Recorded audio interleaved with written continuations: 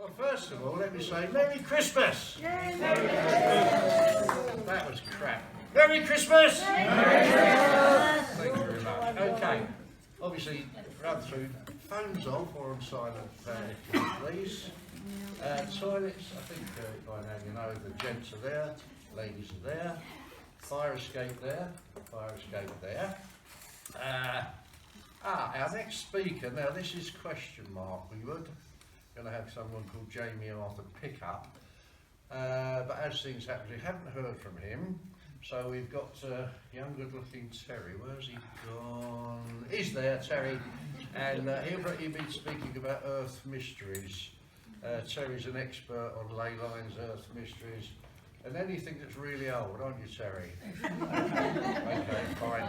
Okay, it's now Layla has something to say, which is most unusual. But I know what you mean, don't you? Right, so next Saturday I have got a Yule Pagan Market at Canewden Village Hall. We've got loads and loads of different stalls. We've got sound bowls, we've got witchcraft supplies, we've got candles, loads and loads, tarot reader, medium, loads and loads and loads of different stalls.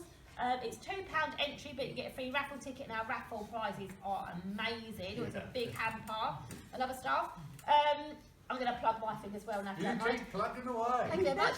So during December, every weekend apart from the 14th, I've got my Yule wreath making workshops. You come along, it's all like fresh foliage with everything you need, 40 quid, which is cheaper than anybody else does them. Beautiful Yule wreath for your front door, back gates, whatever. And then on the 21st and the 22nd, I've got my winter solstice celebration, crafting and fire ceremonies, all at my house in magical Canewden. So if anybody wants to book on any of that, see me at the end. But if not, 14th, next Saturday, is a really, really, really good pagan market. So come along. And you get your photo taken with the Holly King. We've got the Holly King making an appearance, and Dodie is making an appearance as well, and having her stall. So come along and have a nice time. Okay. Thank you, Jason. Right, so I think everybody's got that hang about. That's good. So I'd also like to thank the rain for the nibbles. Thank you for the rain. Lisa for the cake. That's Steve's wife. I haven't seen it yet, but I can't wait. But I don't know if you remember last year's one. It was a flying saucer. Absolutely brilliant, and it tasted really good too. Greg bought some mince pies, thank you, Greg. And now, let's get round to the business of the evening. That's, what's your name? Oh, hang on. It's Dodie, I know her name, it's Dodie Hamilton, and Dodie, I think, talks about several things, but this evening it's going to be about her out-of-body experiences and anything else that you want to say. And Dodie's going to be speaking for about an hour, and then basically we'll break off and we can throw mince pies at each other and do whatever you like. So Dodie, thank you.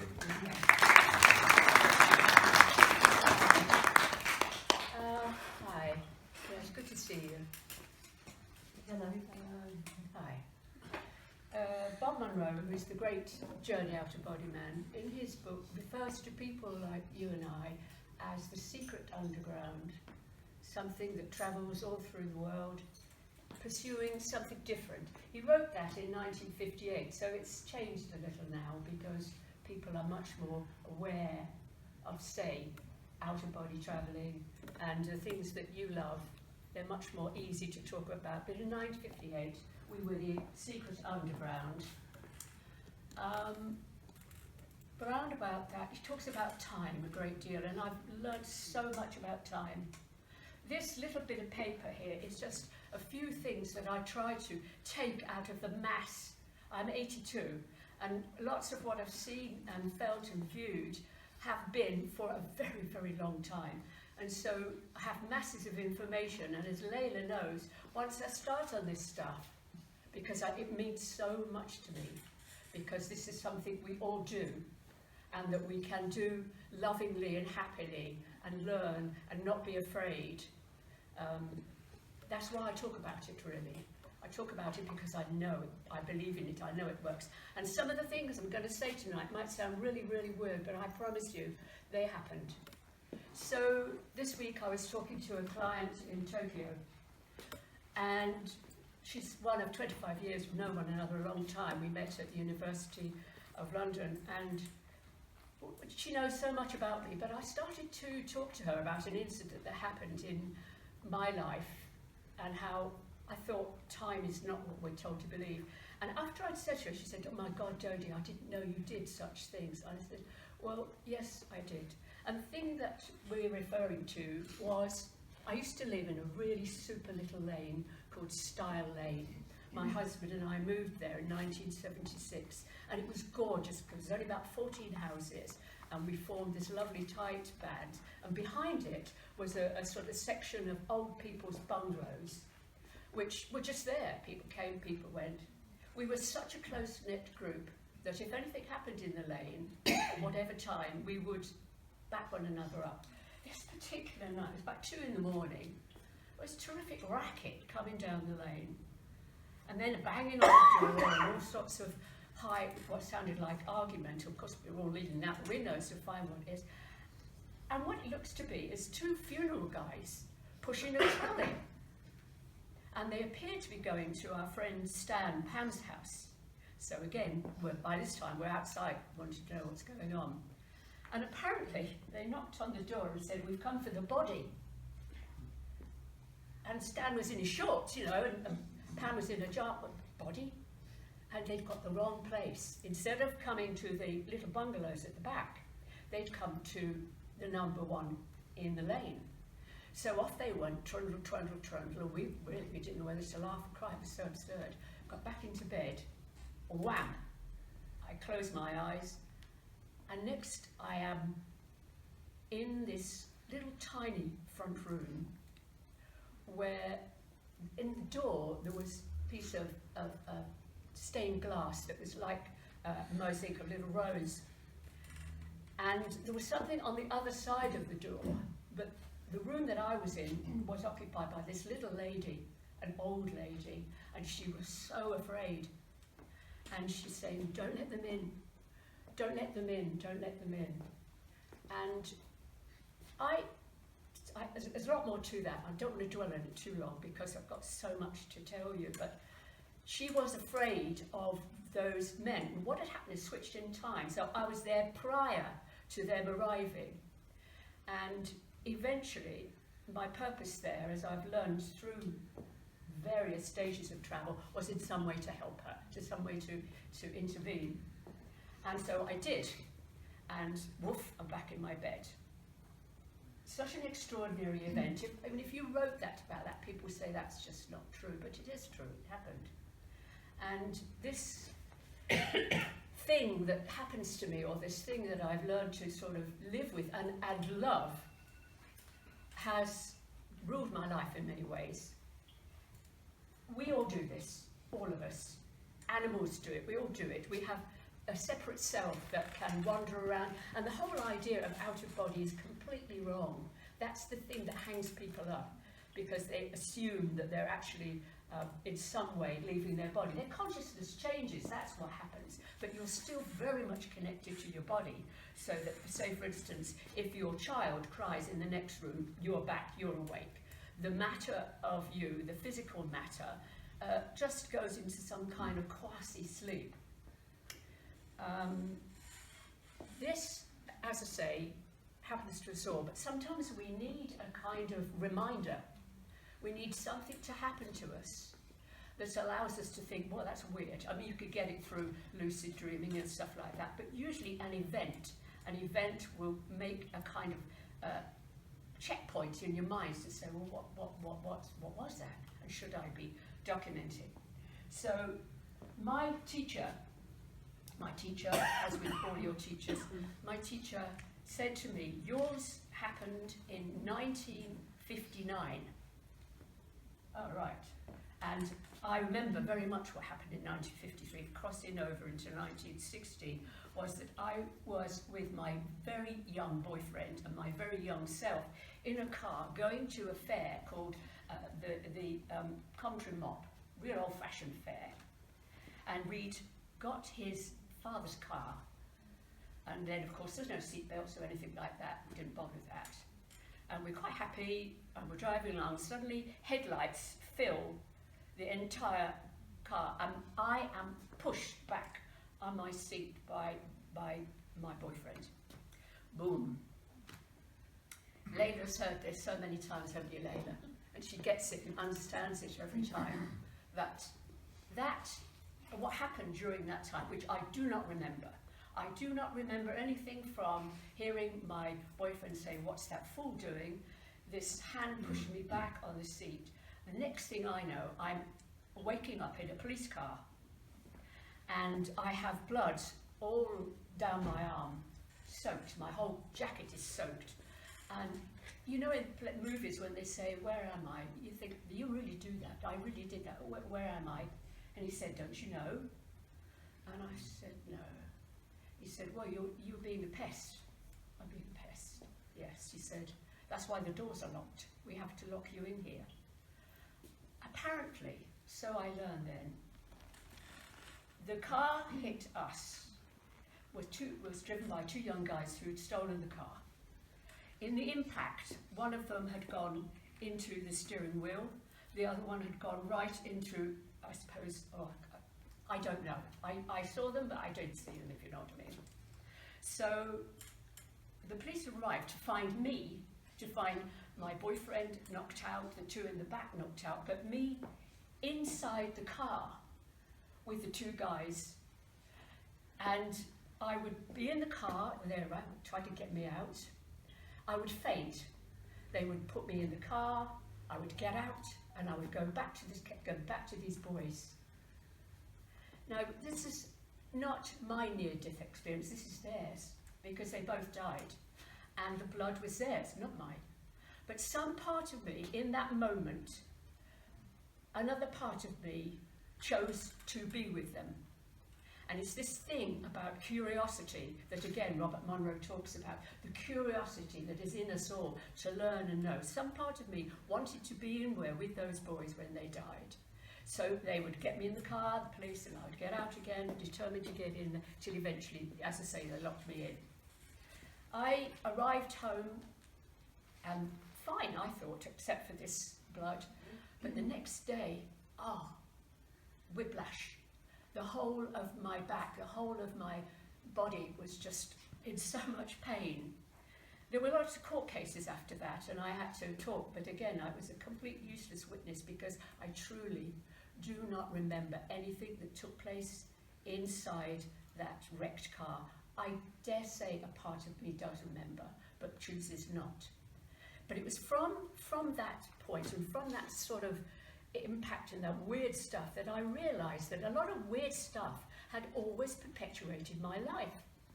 So that whatever I did, I always seemed to be either terribly afraid of something or very, very brave.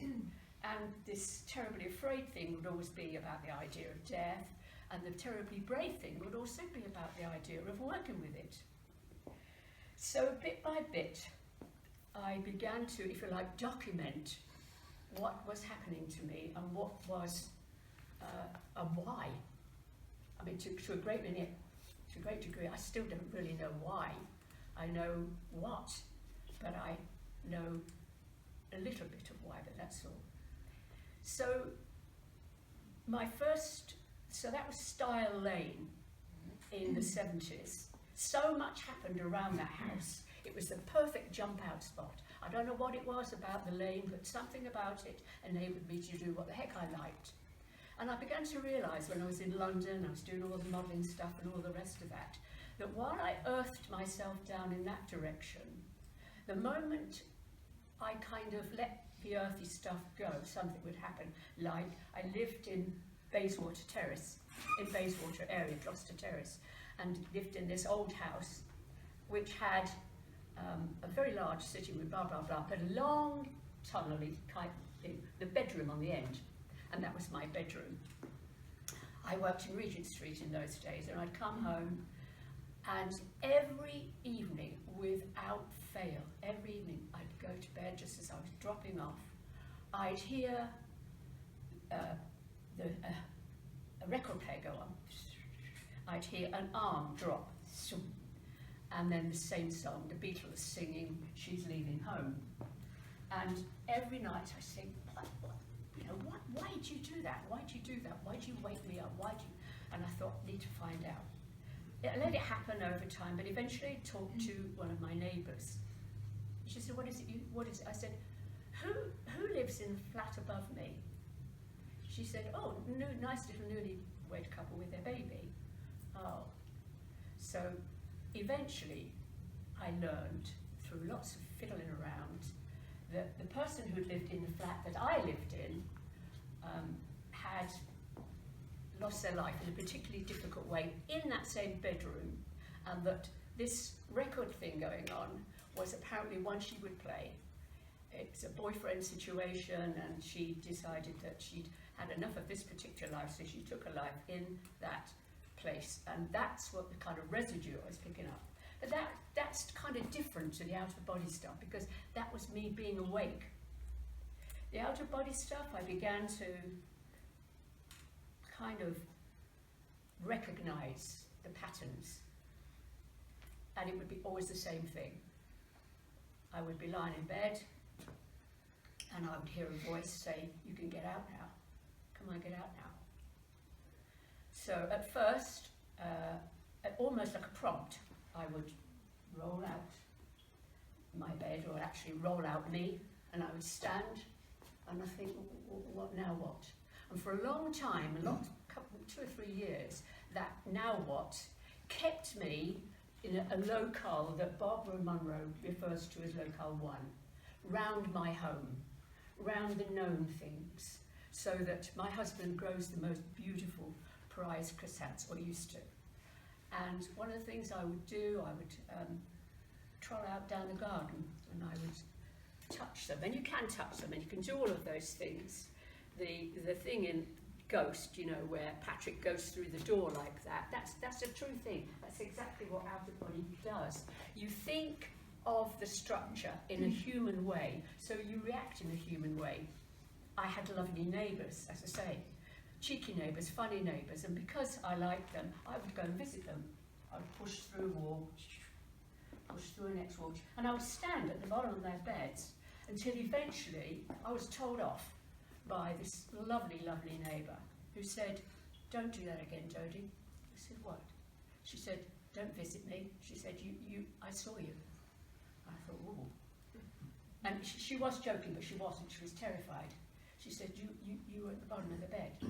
So this bilocation thing as well, that's something to remember. This bilocation of being in one place and being in another. There's a fabulous new anime cartoon out now called Pantheon. And one of the quotes is, how can you be human if you're not in your body? Well, you can. Your body appears to be the receptacle with a million talents and a million other things to do if you're able to recognise that it's natural, if you like, natural.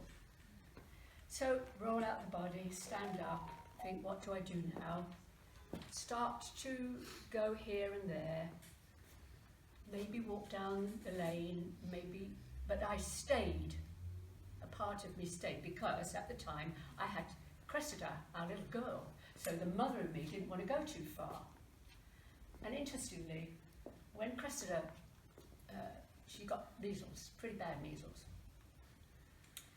and I could visit her through the wall. But what is so wonderful about this is, I would go through the wall and I would be sort of hovering in a corner, it's the best way, and the baby smell was all there. All the things that you can feel and touch and know when you're in the body were all there, all there. This lovely baby, moist smell in the air, and I would just watch her and I'd look to see if she was all right. One visit, a similar situation where she was unwell, I saw my mother, and my mother had died a couple of years before. I saw her in a way that I can't say really that I truly recognised, but I kind of, a light went blip over the top of the cot or a little bed. And then Cressida opened her eyes and she said, oh, Nanny Taylor. So she was seeing her, and I was, if you like, knowing my mother was close by. The ghost thing that David and Anne do so magnificently that was such a thrilling evening to me, that so thrilling, because over my time I've met so many weird people and been so disappointed by thinking, oh, this is going to be great, this is going to be, oh, this is not so great. You know, the egos, when the egos get in, and to see and to hear real truth coming from real people, just as Layla is, it's just a comfort to know that the reality, the real people, they are there. So I would find now something to do. You get, if you do this thing, and I know at least 2 or 3 people here that do, and are quite comfortable doing it, there is an idea of kind of working with what you do, of putting it to good use, if you like, and of giving something back. So again, with the idea of style lane, I was once told to get up. So I got up, and the voice is always male, and there's always somebody with you. You're never alone. So in terms of journeys, I've been scared. I've been hugely scared at times in situations where I've thought, bit enough, a bit more than I can chew. I really have been terrified. But I have always known that it was up to me to be terrified. Emanuel Swedenborg said, 19th century mystic, said, he referred to something called the dweller on the threshold, the thing that, if you like, we fear. And having spoken to people that journey out, they say the same thing, that they set a dweller. So say somebody was afraid of water or afraid of spiders or something like that, if they found themselves in a difficult situation, whatever they were doing, suddenly out of nowhere a spider would appear or water would flow in, where their subconscious, the conscious part of them would say, oh, I'm scared, and so therefore that's my dweller, I'm gone. Well, for a time I did that. I sort of set rules and combinations, and I lost a lot of stupid time. When I think about it now, I could have been doing something different. But I had a group at the time which was very into UFO and stuff like that. And we used to communicate, of all things, through a Ouija board, a particular type of Ouija board, but a Ouija board nevertheless. And the communicator, or appeared to be, under an acronym, UNUKUT. So we would refer to them as Ununichut. And we'd have these fantastic conversations where we'd have the old-fashioned computer there with the monitor there and something, blah, blah, blah, blah. And we'd be getting masses and masses of information. And again, always Ununichut from this, and they would refer to being where they were, what we were doing, interested in what we were doing. We built, one day, under their direction, we built a sanctuary in the sky. And we raised the clouds and everything, built this huge thing. After weeks, we forgot about it, because we do other things, until eventually Ununichut said, what about the sanctuary? Out of nowhere, what about the sanctuary? This voice, what about the sanctuary? It is still there. When you think something, when you think, you create. Every thought is a creative point. Every word ever spoken, particularly in anger, in love, is perpetual. It's always there. It's always there. So there was became a kind of cross connection with Ununichut, which eventually we learned was the Egyptian Inuit for good evening. It wasn't even their name, it was their introductory in. But I tried to explore and do things that taught me different ideas. So again, styling, I worked with children. That was became my primary reason for travel, to work with children.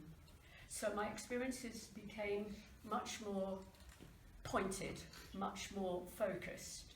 For instance, one really traumatic journey, I was told, please get up, please got up, you work to do. So, and I found myself what appeared to be on the end of a tunnel that was bright red, and a horrible red, a kind of, not my lovely, this dark, horrible red. and that I had a journey to get on, and I found that in front of me was a child. Picked the child up, put the child into my arm, and wrapped my arms. I got the little thing to wrap its arms. So what we had to do, we had to get out of this tunnel. So the atmosphere was so dreadful that I was a Christian. I brought up a Christian, and a lot of what you think in your early days remains, even though you might be somewhere on Mars. That early background stuff is vital. It remains. So some of my really fantastic journeys have followed a kind of that early Sunday school way. So this little Negro child ran there. So I said, look, we'll both close our eyes and you sing a little hymn that I know. Jesus loves me, that I know. So we're walking through that. And as I'm walking through that, I am aware of other children on either side, of children being abused, of children being struck, of children being killed. I've just got to get this little one out. So bit by bit, get to the end of the tunnel, and then arms would reach out, take the child, and woof! I was back down the other end for another child. So this went on for quite some time. And it was very, very, very draining, very, very draining. But at the same time, I felt it was necessary. I felt it was something that I had no choice. It was as though, having said I would do this, then I'd carry it through. So from that, the children principle kind of infiltrated my life. I took up nursing on the physical side and also on the spiritual side. Around that time, before that terrible funeral cart arrived, my mother was ill in hospital. And one of the things I found myself doing regularly was we all have a jump off point. I have, not students is the wrong word, I have mates who we discuss techniques, and one of the things we all realise is that we all have what we have made a kind of jump off point. A tennis player I have, he always climbs a tower, mentally climbs a tower, gets to the top, goes off. Mine is a point of windows out through my old house. I would always go to the window, go through. Everybody has a kind of fixed idea of what they can do to get out. And this time, I said, my mum was pretty ill. And I suppose willingly, it must have been willingly, I couldn't seem to get to her. So I'd roll out and I'd find myself at the end of hospital ward. So I would, I say walk, whatever, I would walk down there and she'd be there and I would watch her and I would listen to what was going on. This went on for about a week. And the last time I went there, I saw there were two people with her. One was a woman sitting on the side of the bed and also a young guy standing like this. And they just seemed to be kind of waiting. So I carried on walking up and then the woman looked at me and she said hello, and I thought, oh, can you see me? Of course I can see you. Of course I can see you. Why, do you think you're invisible? Well, no. She said, now look at me and look at him. So I did. I looked. And then the shock of them, it flipped me back. I didn't forget about that. I didn't, because you can't forget things like that. But I kind of put it on one side until eventually I learned that my mum had died. So my sister and I went back to Rugby. My mother lived in Rugby. Went back to Rugby and we started disemboweling some of the stuff that mum had collected over many years. And in the doing of that, I found a photograph album and leafing through it, and I found them. I found the woman and I found the man. The woman was an aunt of mine that I lived in Lancashire or somewhere, and the man was a cousin of mine who'd taken his own life many, many years ago. So there they were. She looked lovely. She just looked like a middle-aged lady, really lovely. He was beautiful, and his death was so dramatic. He cut his throat with a pair of scissors. So, this was something, but there he was. And all he would do was kind of smile. That was an extraordinary moment. there was one more extraordinary moment attached to my mum, and I'm not sure. I will tell you because it's so, it goes back again to my Christian childhood. She died, and again I would be out my body, but except I always ended up outside the house, staring up at and of course the windows were all dark, staring up, and I became a pest, I think. I became a kind of psychic pest to the road, perhaps, whatever. But the last time I went, I stood there, and then I heard a voice behind me say, "Why are you here?" Oh, and it was such a voice, like I have to be careful. "Why are you here? You know she's not here. You know she is risen." The exact same words that were said outside of Christ's tomb. And as I stood there was this huge rumbling, shaking sound. And my mother was a devout Christian. Up behind me came this huge shadow, and it was the shadow of a cross, and it just sat entirely over the house. And with that I woke up, and I never ever worried about my mum ever again. Why would I? When such a beautiful voice chose for her, for me, a passage. Christianity is an extraordinarily strong thing. Of course it is, as is other energies that I also love and adhere to. But it's a great part of my life, and it shows up in my travels to a point where I can really leave it to them, if you like. I don't say guides because that's not the word, it's teaching. Leave it to the teachers to show me what to do. And one of the things they showed me was the reality of that tomb, and of the idea of Lazarus. And I found myself on a mountain, and they told it me in such a wonderful sort of observing way, and I became aware of loads and loads and loads of people all standing about, and they're all looking at this one point, this one sort of hole in almost in the mountainside, and they're all saying, "My God, how did that happen?" And they were awestruck, and I thought, "Oh, this must be the raising of Lazarus." And it was a wonderful feeling, and then you saw the kind of power of Christ come in, but then you watched, and the people just one by one turned away. And I said to my teacher, "What is that about?" He said, "It's the need for form. They need to see things like that to be, but they're very quickly forgotten because it's just an incident. They turn away because it's an incident. Whatever faith you follow has to come from within you." So, again, I'm quite sure that the Lord Jesus Christ was created by 2,000 years of thinking and feeling about perhaps a rumour, perhaps a reality, of 2,000 years of wanting it to happen, of being on the Titanic, and of people kneeling down and going to a point that they can see as being the real thing, if you like.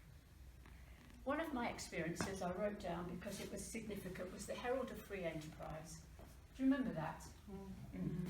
I wrote the date down because it was 87, March something in 87, but again, through lessons, this teacher was harsh.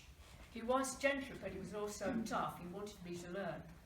So I'd been having a bit of a hissy fit about what is hell. I've been having a lot of conversations with people about what is hell. So this particular night, and it was the day after the event, out you come, and I found myself walking down, corridors play a lot of parts in travel because they are such a symbol. But this corridor was weird because it was wrong. It wasn't that way, it was that way. So the handrails were there. It was on its side. So he said, "Do you know where you are?" And I said, "Yes." He said, "This is the Herald of Free Enterprise." I said, "Yes." He said, "Come with me, walk carefully." He said. So I'm walking carefully. There's this noise, this huge noise. And we got to what I think must have been a lift, but it was that way. so the thing was upside down. And he said, listen. And the noise, he said, that is hell. That is hell. That is a situation that you can regard as hell. You need not look for devils, or, though they do exist, I've absolutely found that out. You need not look to them for fear. You need not, that is where hell is, where people are in situations that are so very, very dreadful. He said, learn to understand what hell is. It isn't some fancy word, it's a reality. It's a place of fear and darkness. One of my scary bits was people in questions saying to me, Dodie, aren't you afraid, you won't come back? I made the mistake one night of saying, oh no, I'm not scared of that, I know I'll always come back. No. Words, talk about words hanging in space. This particular night, I think I'd kind of got a bit up myself, a bit too sure of myself, because I found myself in a body, somebody else's body, and it was an old woman, really old, and she was linked to drips and everything. I was trapped in her, and she knew I was there. She could feel my consciousness in there, so she was afraid. So she said, who are you? And I just wanted to get out. I was just thinking, why am I still here? Why am I stuck here? Why can't I get out? Why can't I get out? And she's saying, please don't do this, please. And of course she was thrashing about. And I remember what she said. She had this, please don't do this. They will give me this. And she quoted a word which I knew from nursing as being a very, very heavy knockout stuff. Don't do it, don't do it. Eventually, I don't know how long I was there, but boy, was I scared. I really was scared. Eventually, I'm out. And I, as always, my dear husband sleeping nicely, quietly beside me, living in whatever, and I'm rushing downstairs, and I straight away went to the computer, and it was on, the computer was on. And I thought, I know I switched that computer off, but it was on, and it had just one sentence: think again, think again. We talk about alien sort of intelligence and things, but that intelligence has been proved to be very, very real, really very real, in such ways that you can't ignore it.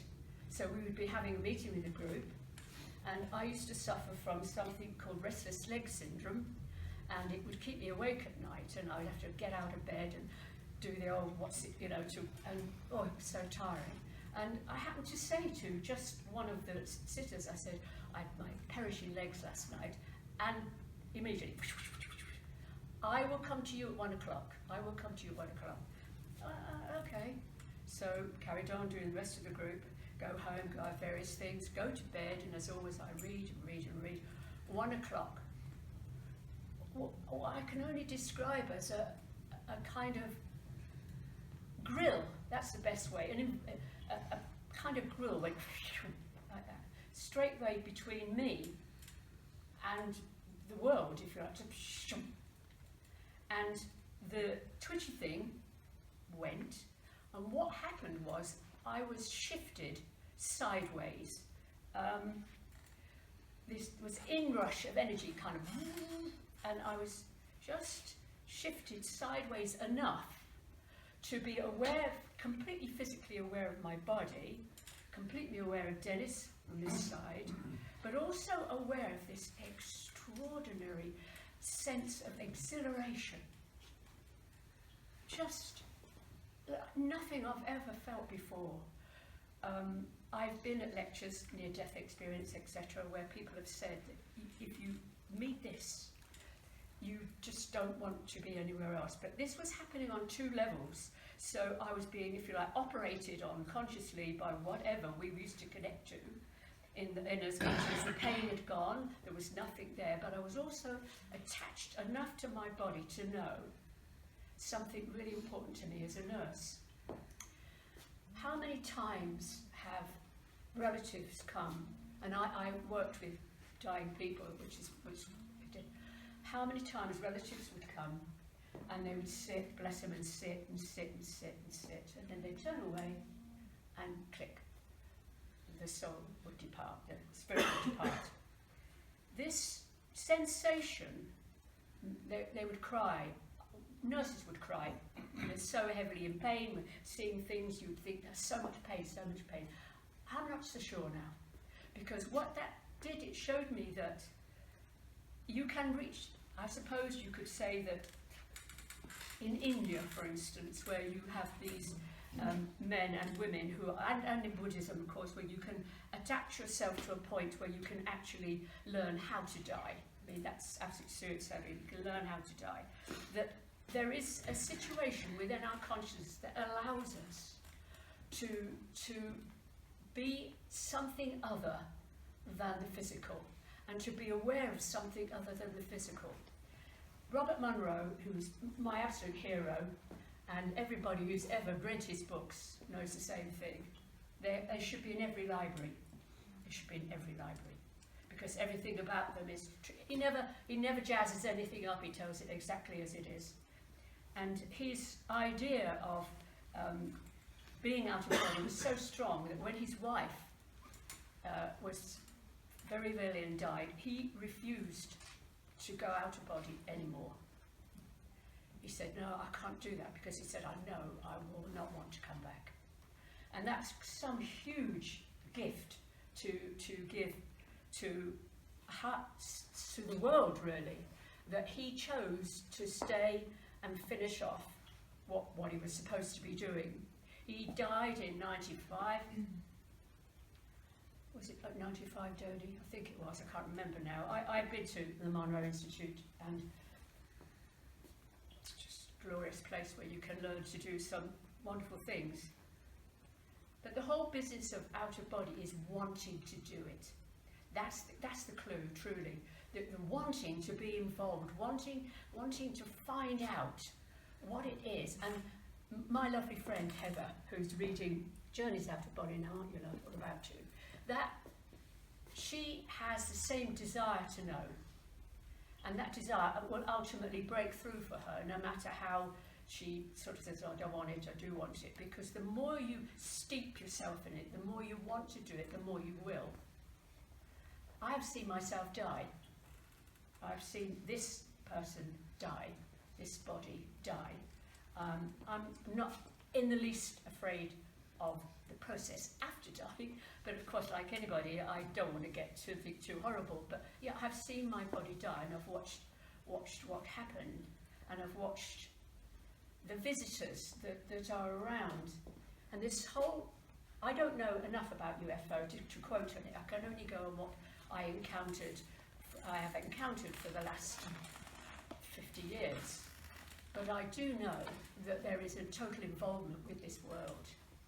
And one of my experiences to do that, again with children, again with Style Lane, was of being woken to go with another woman to the park there, with that big, great big park there, lovely old park, King George Memorial Park, where there were hundreds of children of every nationalities and whatever. The whole park was filled with them, and they were all singing, and they were all kind of happy. And first of all, they were singing "When You Wish Upon a Star," you know. But then, way, way, way up in the sky, we saw a light approaching.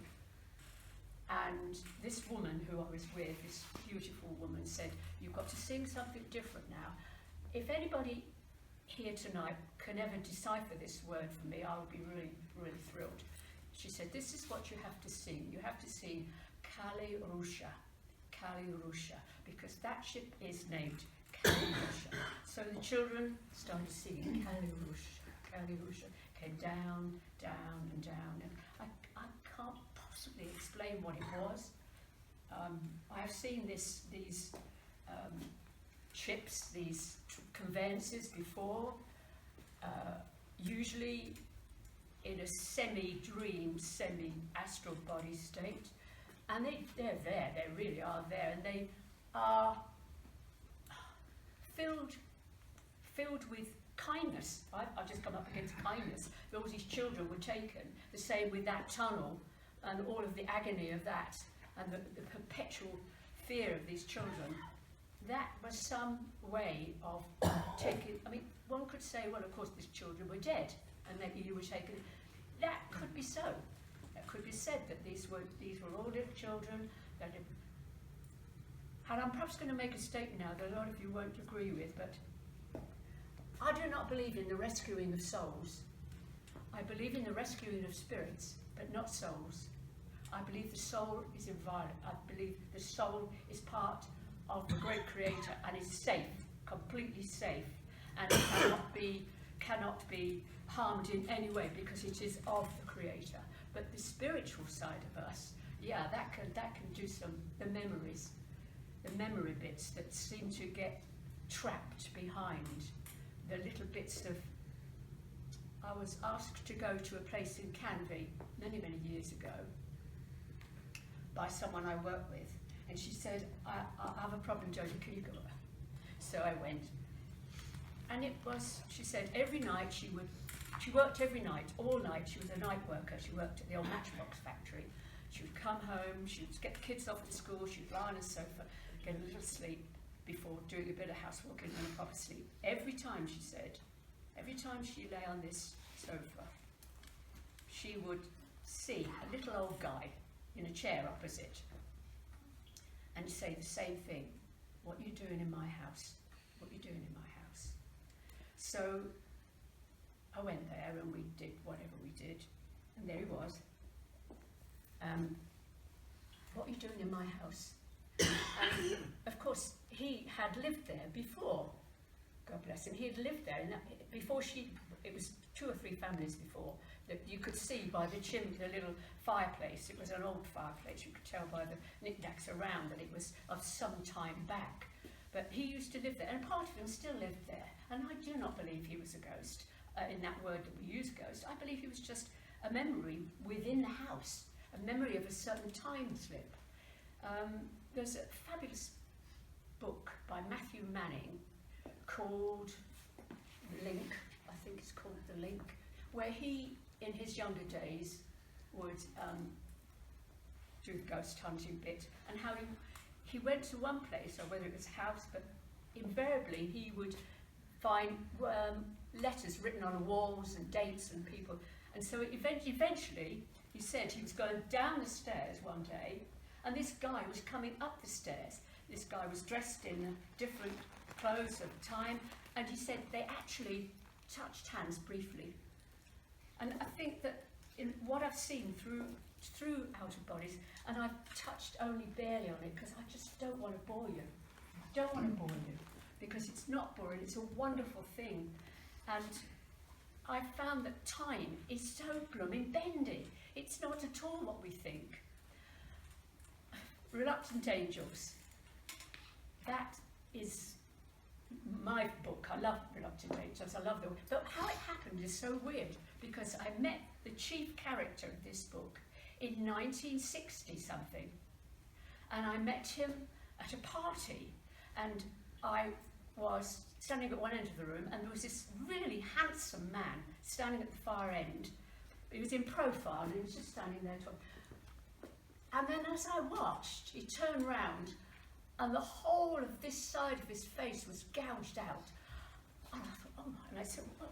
Oh, it's a motorbike accident. He used to be a really, really nice guy, but he's an absolute scoundrel now. You can't do anything with him. That's Bobby Rourke in Reluctant Angels, which I did in 2012, how the story grew and how it grew because of these idea of this time shift thing. Reluctant Angel is about a guy who lives in Alabama. You meet him in 1934 where he can't read, he can't write, but he can change the seasons, he can heal animals. He doesn't want to be extraordinary, he wants to be ordinary. He's Reluctant Angel. So the book talks about how he beats this thing, how he gets to, and how he goes to prison, how he goes in the US SEALs, all of this stuff, no, not the SEALs, the Marines, all of these things that happen, and all the time slips that are bend. And that's the thing that is so interesting to me, that time overlaps time, so that this little old guy sitting next to his fireplace, probably lonely, and probably at the same time he's tired, So he closes his eyes. My friend Ree closed her eyes. One time overlaps another. Am I running out of time, David? I don't want to bore you all. Is your pulse still? Yeah. Oh, you're okay for the moment. Okay. Now you've got another 7 or 8 minutes. Well, has anybody got a particular question they'd like to ask about anything to do with this? You said that you hold this group. Is it that the group that you hold, is that about Help. doing astral travels or teaching astral travel? Well, we started, like most groups do, to kind of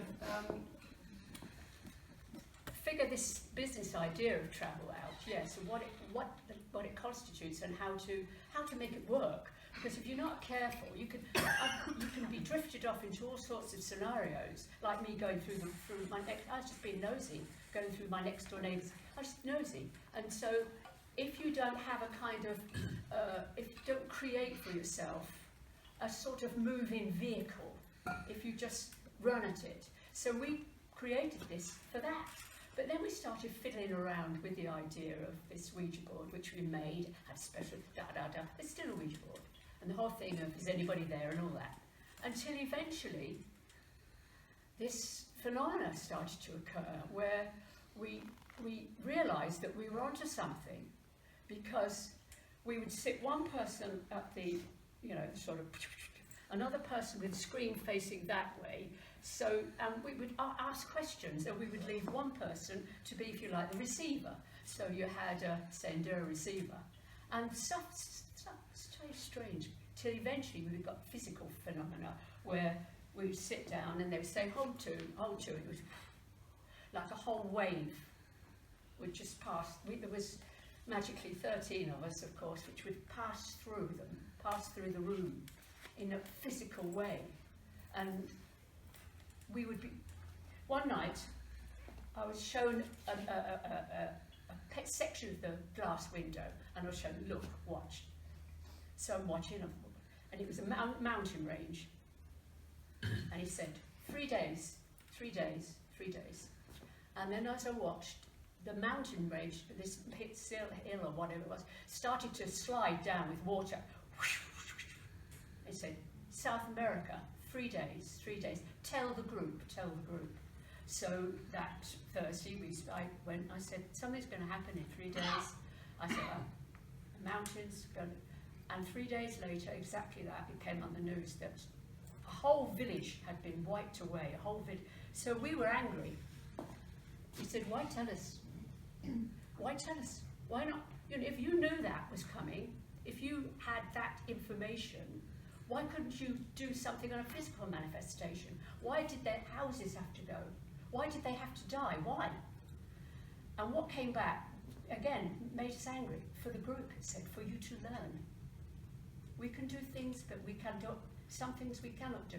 We can tell you how to learn, but we cannot interfere. But that balance made no sense to me.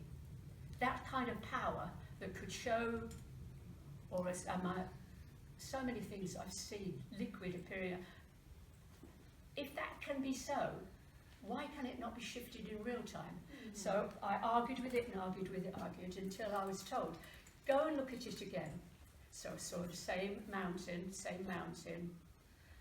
and this time there was the same thing, but it was different, and I couldn't think why it was different. And I thought, well, how am I going to find out? Because that happened years ago, why, this is now, I'm in the 90s, why am I looking at it now? They said, because of that, this was happening, and they showed a dam had been built, and this had been built. That's what brought that. So I said, it's nothing to do with me. He says, yes, it's to do with humanity. What we think we can put in you, what we see, we can pass on to you. You don't have to take any notice of it, but it is there, like seeds, to grow. Who is it that is talking to you? That what we see, is it angels or a spirit? Or I'm certain there are angels. I am certain there are angels, yes, otherwise I wouldn't write about them. But I think that the angelic form, I was once taken on a trip with a friend and he said, wait. He said, look, there's an angel. So I'm looking. He said, no, look up. And I looked up and there was like a wall of light going.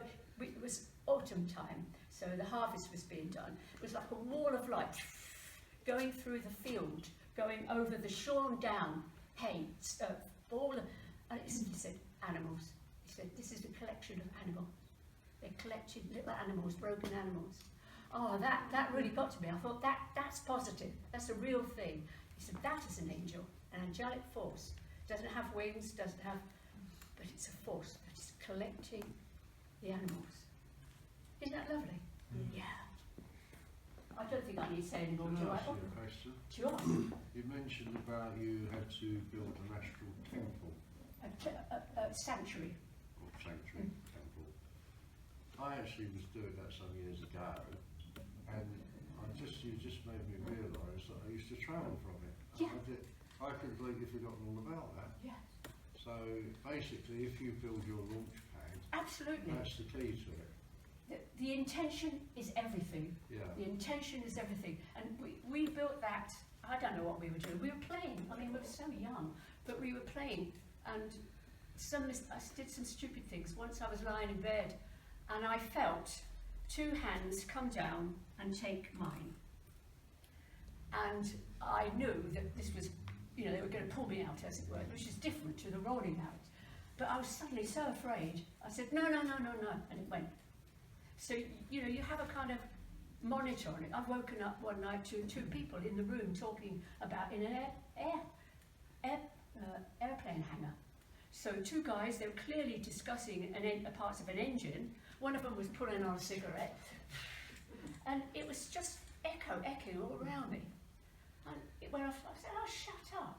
And they went. It's as though the moment you connect and are eager to know and want to know, it happens. I think that's something everybody could work on if they wanted to. But that sanctuary, we built it. We had little rooms. We put physical things in, like we put special blankets that people can keep them warm. Some put beds in. Some put. We built it like you would imagine a hospital, really, a sanctuary. And then because we were doing so much other stuff, we forgot about it. And they reminded us 2 years on. What about it's still there and it's still working? So if you did that, then that's definitely a launch pad for you. Fancy forgetting. Oh, forgetting. Well, I think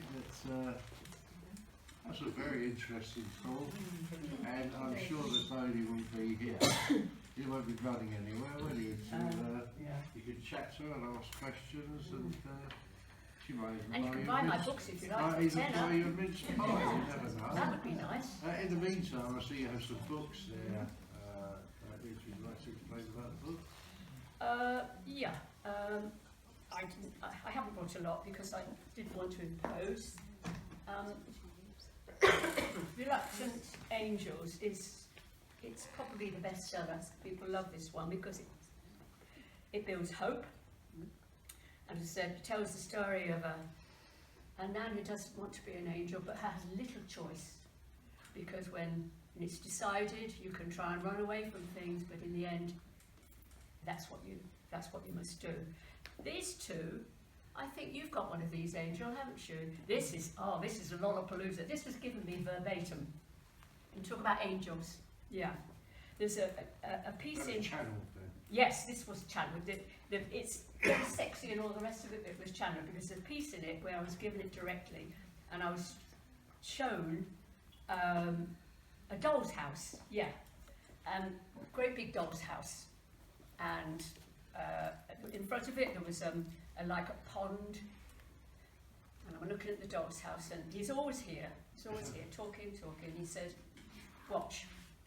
So the doors opened and there were levels. On the bottom level there were animals, on another level there were people, on another level there were cars and trains, on another level suns and moons and mountains and what have you. And he said, I said, what is this? It's a doll's house, it's a doll's house. So I said, yeah, I said, the door's shut. Then he said, wait.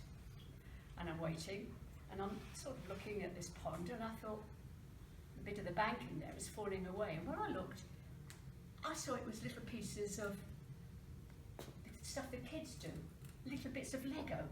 and the actual thing was built of Lego, little bits of Lego, and it was falling away. And as I noticed that, so a hand came out of the water and nicely tucked it back. And the angel said to me, "Whose hand was that, Dodie?" Maybe of the lake. Mine. Yeah. The watcher, the creator. My hand. I saw it, I thought, oh. So the suggestion was that we are all children. All of us, we're just children. And the world and the things in it are our learning pursuits.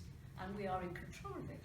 And we can tuck things back and make it neat. That's what my old teachers used to say, thank you for playing the game. Yes, indeed. Well, there you are, ladies and gents. So now it's time to throw mince pies at each other. Move Did you chairs enjoy the around. talk? Yeah. Some of you are limited to an hour. That's all right. But, That's all right. you This know, is well. okay. This is well.